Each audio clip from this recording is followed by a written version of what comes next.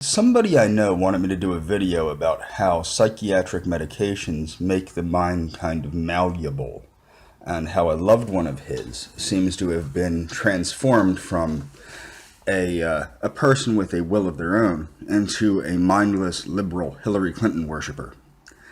And while I do believe that this is true, I'm going to get into it in a little bit deeper detail. Having worked in mental health, I would say this. I would say that there is a accidental weaponization of the mental health system against the private citizen. And the reason I say it's accidental is I do not believe that it's purposeful. I believe these people truly believe they are acting in a benevolent way, and that what they say is in the best interest of civilization. However, we have recently seen laws passed like the Helping Families and Mental Health Crisis Act, and a push under Obamacare and Obamacare-like bills to remove the individual rights of citizens to say no to mental health treatment. And the reason that this is important to understand is this. The mentally ill, do not have the greatest history of treatment. And who is mentally ill? Well, what you have to understand is because psychiatry is such a very vague field, and the diagnoses are all over the joint. It's very funny how inaccurate the diagnoses are. In fact, the Citizens Commission on Human Rights, which is an organization that was created by a guy named Thomas Saz, who was a psychiatrist, they've shown that you can go to 7 different psychiatrists and get 7 different diagnoses with the same symptoms. It's a completely subjective form of diagnosis that has really no bearing in reality whatsoever. So I guess what I'm trying to say here is this.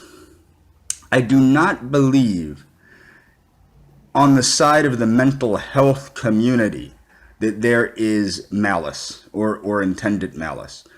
I do believe, though, that these people perhaps are being manipulated by pharmaceutical companies and other people to start to push for a mental health system that is more like the pre-1980s era mental health system.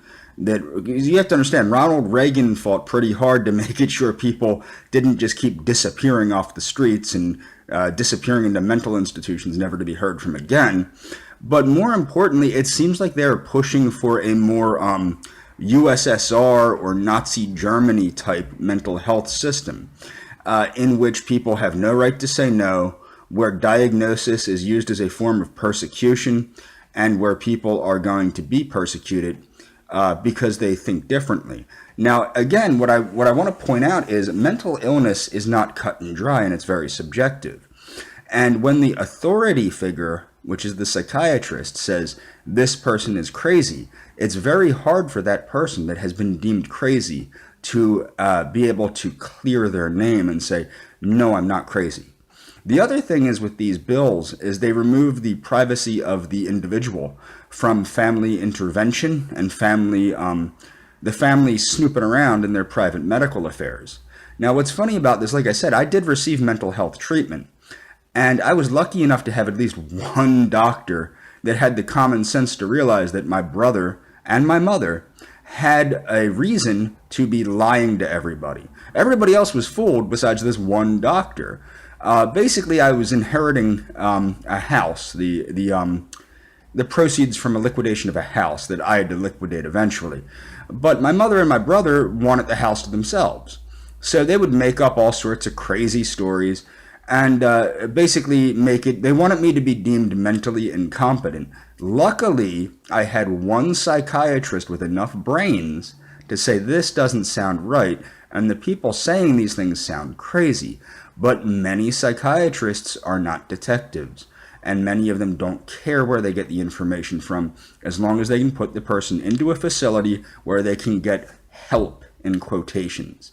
And that help can be anything from forced drugging to forced indoctrination and these crazy these crazy groups that are run by basically communists. If you work in mental health, you would know that the average mental health worker has an ideology pro-LGBTQIAP, anti-white, anti-everything that's Western civilization, pro-communist, and their idea is to crush the heterosexual white male, and in many ways to make the white woman not put up a fight against rape or abuse by people of color, and to lift up everyone of color, and that is the truth.